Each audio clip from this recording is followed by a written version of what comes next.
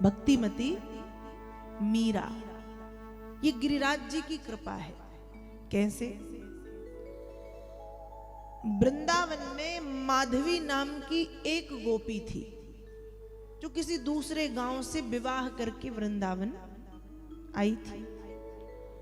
और जब माधवी विवाह करके आई तो माधवी की जो माँ है उन्होंने विदा के समय समझाया। क्या समझाया? परिवार में ऐसे रहना, ऐसा करना, ऐसा मत करना। और ये समझाते समझाते माधवी से कहा कि सुनो बिटिया, उस वृंदावन में एक कृष्ण रहता है। कौन रहता है? कृष्ण। है तो छोटा सा, लेकिन कहते हैं कि बड़ा चंचल है। और एक बार उसकी बातों में जो आ जाए वो फिर उसकी बातों से ऐसे मंत्रमुग्ध होता है कि निकल नहीं पाता, उसी में लग जाता है।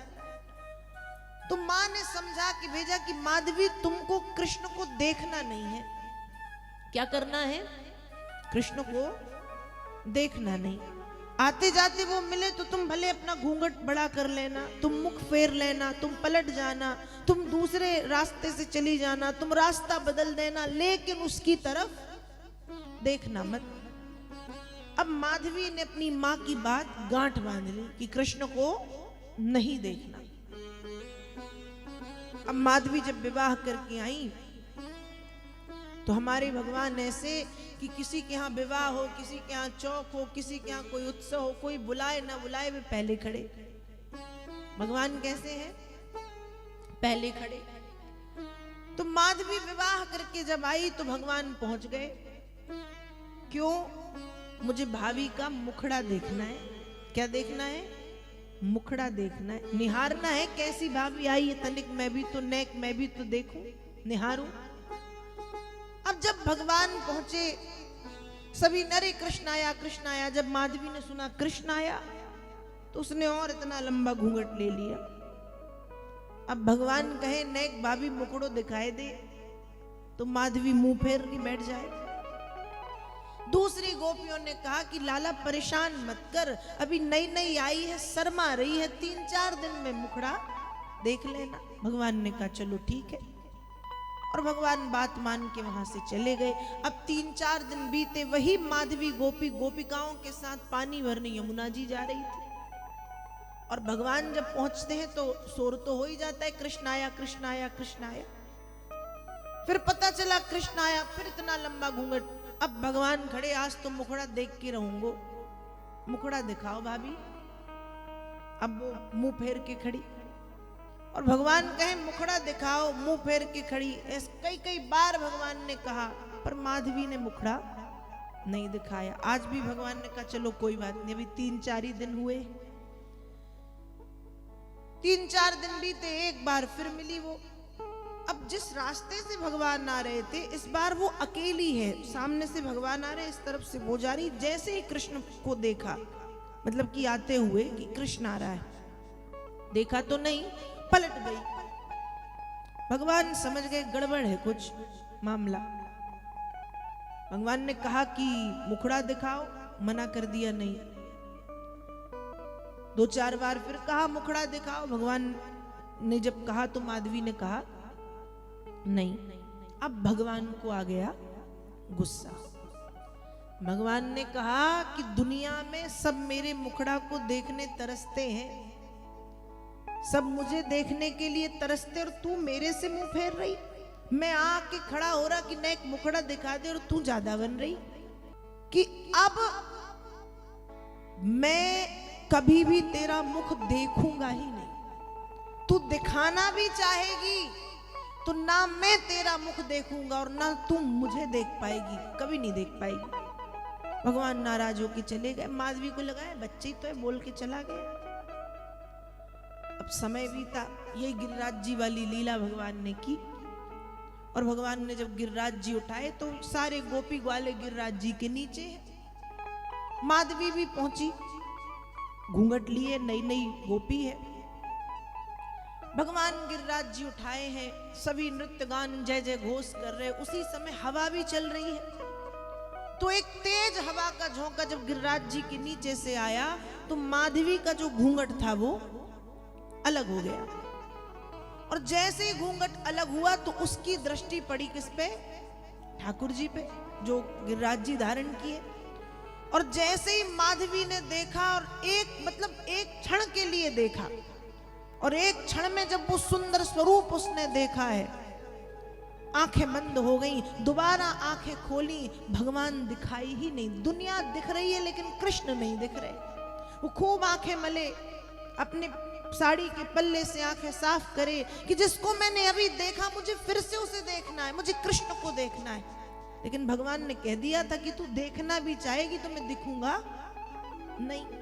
आंखें साफ करती है, कपड़े से पोंछती है, खूब साफ करती, आंसू बहाती कि एक बार दिख जाए। मैं कितनी अभागन कि ऐसे सुंदर स्वरूप को मेरी मां ने मुझे देखने से वंचित कर दिया, दूर कर दिया। मैं कैसी अभागन हूं। खूब आंखें पोंछे, साफ करे, पर भगवान दिखे ना। खूब भगवान से प्रार्थना करे, क्षमा कर दो, पर भगवान नहीं दिखे। समय बीता, जब उसने खूब प्रार्थना की, बहुत तड़पी देखने के लिए, तब भगवान कहते हैं कि जो तुमने किया है, जब मैं सामने आके कह रहा था नेक मुखड़ा दिखा दो, तब तुम मान नहीं रही थी। तो तुमने आज जो किया है उसकी सजा या उसका दंड यही है कि अब तुमको एक युग का इंतजार करना पड़ेगा। कितना इंतजार करना पड़ेगा? एक युग का। ये द्वापर चल रहा है, अर्थात कलयुग में तुम मुझे पा पाओगी। कब पा पाओगी? कलयुग में। और जब इसी मेरे गिरधर रूप का दर्शन करोगी तो समझ जाना कि तुम पर मेरी कृपा हो गई। तो यही माधवी गोपी कलयुग में मीराबाई बन करके आती है। और मीरा ने प्रथम दर्शन जब ठाकुर जी का किया, एक संत जी जब ठाकुर जी लेके आए तो वो भगवान का कौन सा रूप था? गिरधर रूप था।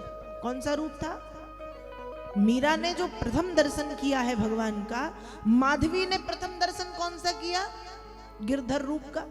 और मीरा को जब दर्शन हुआ है तो मीरा ने भी प्रथम दर्शन किस रूप का किया?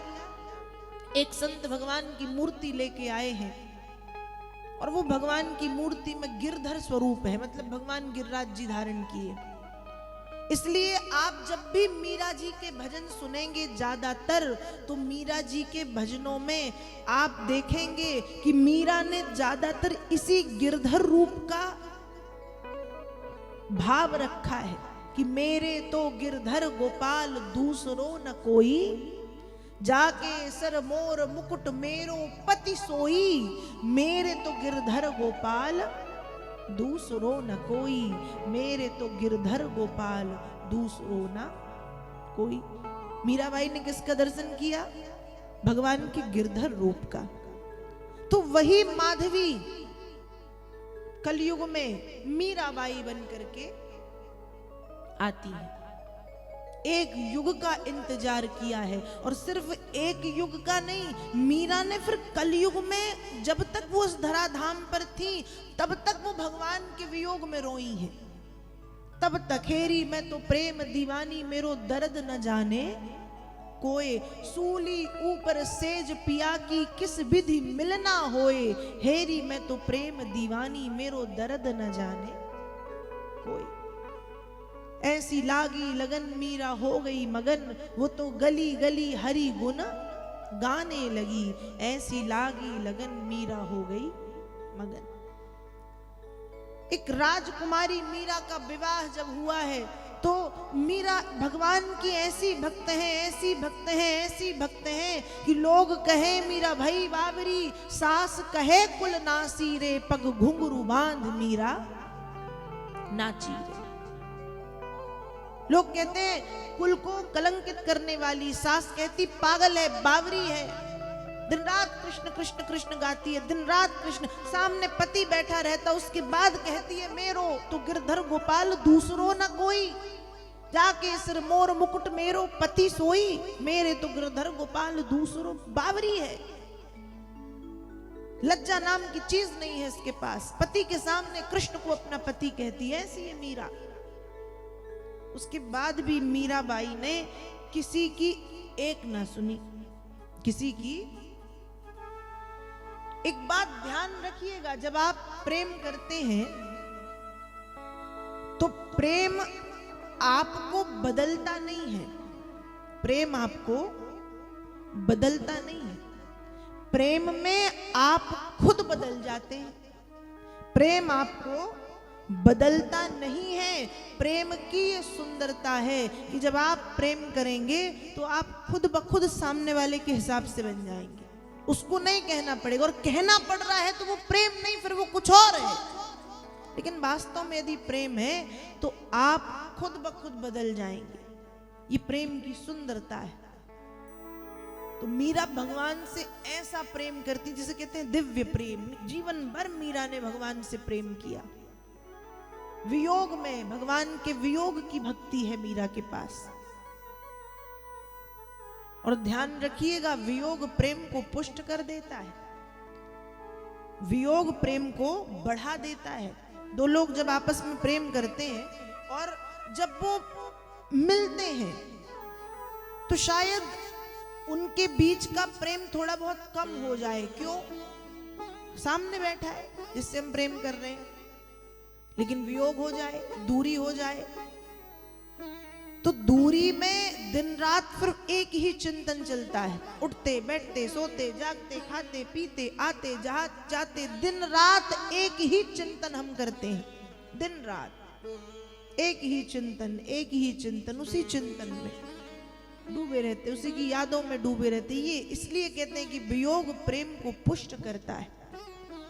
तो मीरा वियोग है मीरा के जीवन में। दिन रात मीरा कृष्ण नाम को गाती हैं। मेरे तो गिरधर गोपाल दूसरो न कोई, जाके सिर मोर मुकुट मेरो पति सोई। मेरे तो गिरधर गोपाल दूसरो न कोई।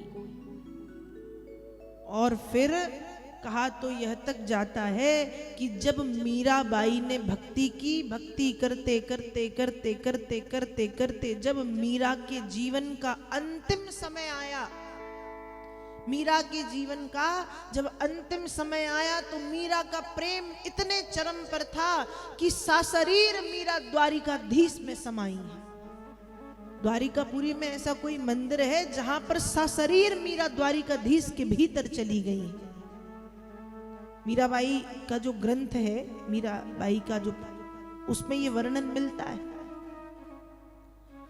आपने अब तक ये सुना होगा कि आत्मा निकल के भगवान के चरणों में चली गई, प्राण भगवान के चरणों में समा गए। शरीर तो यहीं छूटता है ना, शरीर थोड़ी जाता है। लेकिन मीरा की भक्ति इतनी प्रबल, इतनी प्रबल, इतनी प्रबल थी कि द्वारिकाधीश के भीतर सशरीर मीरा समाई है।